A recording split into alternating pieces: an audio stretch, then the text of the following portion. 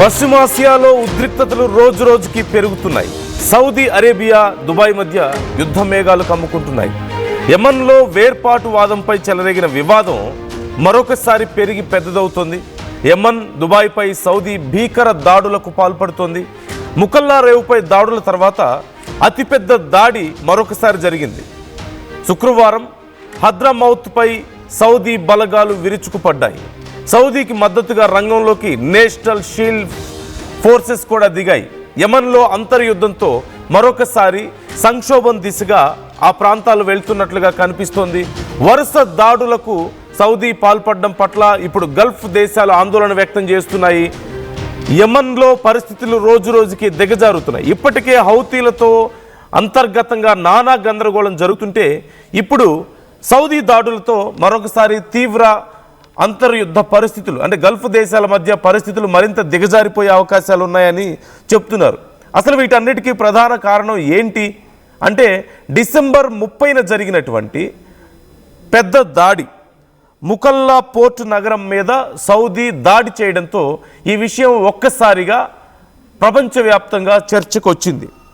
UAE దీన్ని ఇప్పటికే పలుసార్లు ఖండించింది. అయితే ప్రధానంగా యెమన్లో హౌతీలను అణిచివేయాలని, తమకు అనుకూల ప్రభుత్వాన్ని ఏర్పాటు చేసుకోవాలని సౌదీ ఎప్పటి నుంచో ప్రయత్నాలు చేస్తుంది. కానీ యుఏఈ నెమ్మదిగా అక్కడ పట్టు బిగిస్తూ వస్తుంది. ప్రధానంగా అక్కడ సదరన్ ట్రాన్సిషనల్ కౌన్సిల్ అనేటువంటి ఒక వేర్పాటువాద సంస్థ ఉంది, ఒక రెబల్ గ్రూప్ అని చెప్పవచ్చు. ఈ సంస్థకి యుఏఈ మద్దతుగా నిలబడుతోంది అని సౌదీ చాలా రోజుల నుంచి ఆరోపణలు చేస్తుంది. ఫ్రమ్ ఆల్మోస్ట్ 9 ఇయర్స్ నుంచి ఈ రకమైనటువంటి ఆరోపణలు అనేక సందర్భాల్లో సౌదీ చేసింది. యుఏఈ మద్దతు ఇస్తుంది ఈ గ్రూప్కి, దీనివల్ల యెమన్లో అనవసరమైనటువంటి గందరగోళం జరుగుతుంది, అక్కడ ఆయుధాలను సప్లై చేస్తుంది అని చెప్పేసి సౌదీ ఎన్నో ఆరోపణలు చేసింది. కానీ యుఏఈ కొట్టిపారేస్తూ వచ్చింది. ఇప్పుడు యుఏఈ కొన్ని ఆయుధాలను సప్లై చేసింది వాళ్ళకి అనే కారణంతో, ఆ ఆయుధాలు అక్కడ ట్రాక్ చేసామన్న కారణంతో ఇప్పుడు సౌదీ అక్కడ దాడులు చేసింది. ఈ దాడులతో యుఏఈ ఆందోళన వ్యక్తం చేస్తుంది. మాకు అనవసరమైనటువంటి విషయాల్లో మాకు నష్టం జరిగేలా ఉందని చెప్పేసి యుఏఈకి సంబంధించినటువంటి బలగాలని పూర్తి స్థాయిలో యెమన్ నుంచి వెనక్కి తెప్పించుకునే ప్రయత్నం చేస్తుంది. అక్కడ హౌతీల మీద దాడులకి అడ్డుకునే ప్రయత్నంలో వీరందరూ అక్కడ ఉన్న విషయం మనకు తెలిసిందే.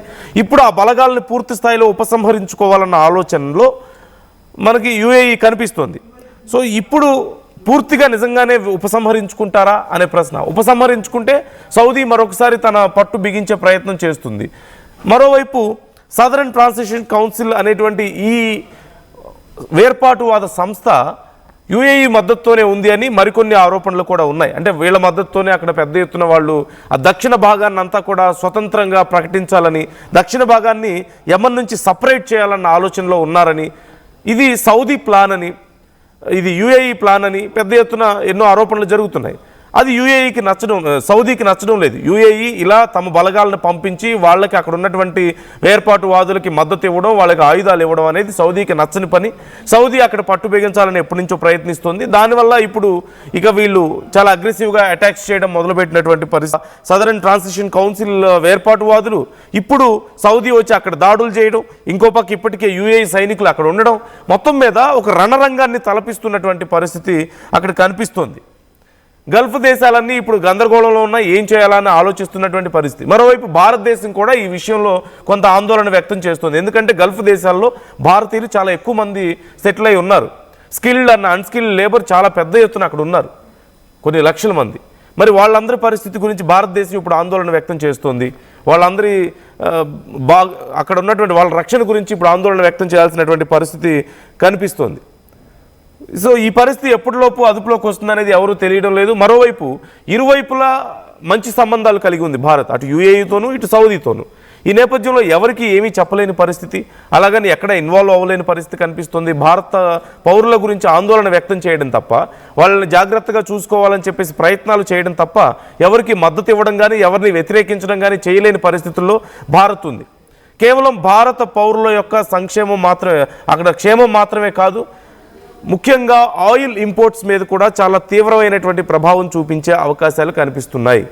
రష్యా నుంచి మనం భారీ ఎత్తున ఆయిల్ ఇంపోర్ట్స్ ఉన్నప్పటికీ కూడా ఇటు గల్ఫ్ దేశాల నుంచి కూడా భారత్ అదే స్థాయిలో ఇంపోర్ట్స్ చేసుకుంటూ వస్తుంది.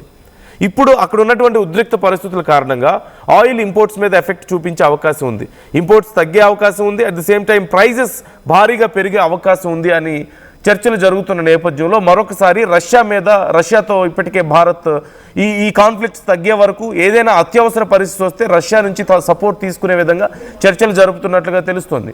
అయితే ఇలా జరపాలంటే మరోవైపు యుఎస్ఏకి కోపం వచ్చే అవకాశం ఉంది, అమెరికాకి ఈ విషయం నచ్చదు. సో మొత్తం మీద భారత్కి కూడా ఇది చాలా క్లిష్టమైనటువంటి పరిస్థితిగానే మనం చూడాలి.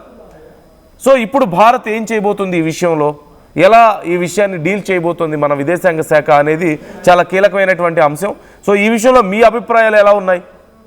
గల్ఫ్ దేశాల్లో ఉన్నటువంటి ఉద్రిక్తతల మీద మీరేమనుకుంటున్నారు? ఓ పక్క సౌదీ, ఇంకో పక్క యుఏఈ, ఒక యుద్ధ వాతావరణం కనిపిస్తుంది, యమన్లో వరుస దాడులు కనిపిస్తున్నాయి, వేర్పాటువాదులు ఓ పక్క పెరిగిపోతున్నారు, మరో పక్క హౌతీలు దాడులు కొనసాగుతున్నటువంటి పరిస్థితుల్లో ఎటువైపు దారి తీసే అవకాశం ఉంది? భారత్ ఎలాంటి స్టాండ్ తీసుకోవాల్సిన అవసరం ఉందని మీరు అనుకుంటున్నారు? ఇరు దేశాలతోనూ మంచి సంబంధాలు కలిగి ఉంది, ఇరు దేశాలతోనూ ట్రాన్సాక్షన్స్ ఉన్నాయి, అట్ ది సేమ్ టైం భారతీయులు పెద్ద ఎత్తున అక్కడ ఉన్నారు, అన్ని రాష్ట్రాలు ముఖ్యంగా దక్షిణ భారతదేశం నుంచి భారీ ఎత్తున అక్కడికి వెళ్ళి ఉన్నారు. సో వాళ్ళందరినీ జాగ్రత్తగా చూసుకోవాల్సిన అవసరం ఇప్పుడు ఖచ్చితంగా ఉంది. వాళ్ళ రక్షణ గురించి ఇప్పుడు భారత్ ఆందోళన వ్యక్తం చేస్తుంది. మరోవైపు ఇది ఎక్కడి వరకు దారి తీస్తుంది? పూర్తి స్థాయి యుద్ధానికి దారి తీస్తుందా? ఇప్పుడు గల్ఫ్ దేశాలలో లేదంటే చాలా వరకు ముస్లిం కంట్రీస్ కూడా ఇప్పుడు విడిపోయే అవకాశం ఉంది. ఇది ఇలాగే కొనసాగినట్లయితే రెండుగా విడిపోయే అవకాశం ఉంది. ఇప్పుడిప్పుడే అన్ని దేశాలు ఇస్లామిక్ కంట్రీస్ అన్నీ కూడా ఒక తాటి మీదకి వస్తున్నాయని ఆనందం వ్యక్తం చేస్తున్న తరుణంలో ఇలాంటి పరిస్థితుల వల్ల ఇప్పుడు అంతర్గత యుద్ధాలు వచ్చి కంట్రీస్ అన్ని మళ్ళీ రెండు భాగాలుగా విడిపోతే తమకు నష్టం జరుగుతుందనేటువంటి ఆందోళన. ఈ విషయంలో పాకిస్తాన్ కూడా ఇన్వాల్వ్ అవ్వాలని ప్రయత్నాలు చేస్తుంది. అంటే అక్కడ ఏదో పెద్దన్న పాత్ర పోషించాలి, న్యూక్లియర్ పవర్ కలిగినటువంటి దేశం, మేము అందరికంటే గొప్పవాళ్ళం అని చెప్పేసి అక్కడ ఏదో పెత్తనం చేయాలని చూస్తే వాళ్ళు కనీసం పట్టించుకోవడం లేదు అక్కడ పాకిస్తాన్. సో మొత్తం మీద ఓవరాల్గా గల్ఫ్ దేశాల్లో జరుగుతున్నటువంటి ఉద్రిక్తతలు ప్రపంచవ్యాప్తంగా చర్చనీయాంశం అయ్యాయి. ఇటు అమెరికా కానీ భారత్ కానీ చాలా క్షుణ్ణంగా వీటిని పరిశీలిస్తోంది. రష్యాకి ఇది ఖచ్చితంగా ఒక పాజిటివ్ సంకేతం. వాళ్ళ మార్కెట్ పెరిగేటువంటి అవకాశం ఉంది, ఆయిల్ ఎక్స్పోర్ట్స్ పెరిగేటువంటి అవకాశంగా దీన్ని మలుచుకోవడానికి రష్యా ప్రయత్నాలు చేస్తున్నటువంటి పరిస్థితి. ఒకవేళ భారత్కి అత్యవసరమైనా సరే రష్యా మీద డిపెండ్ అవ్వాల్సినటువంటి అవసరం ఉంటుంది, ఒకవేళ రేట్లు పెరిగినా లేదంటే ఇంపోర్ట్స్లో ఏదైనా సమస్య వచ్చినా సరే. మరోవైపు అక్కడ ఉన్నటువంటి భారతీయుల విషయంలో ఆ యుద్ధ వాతావరణం ఉన్నటువంటి ప్రాంతాల్లో ఉన్నటువంటి భారతీయుల గురించి కూడా భారత్ ఎప్పటికప్పుడు ఎంక్వైరీ చేస్తున్నట్లుగా తెలుస్తుంది, వాళ్ళ క్షేమం గురించి ఇన్ఫర్మేషన్ గ్యాదర్ చేస్తున్నట్లుగా తెలుస్తుంది. సో మీకు తెలిసిన వాళ్ళు ఎవరైనా అక్కడ ఉన్నారా? Are they safe? వాళ్ళు సేఫ్గా ఉన్నారా? జరుగుతున్నటువంటి ఈ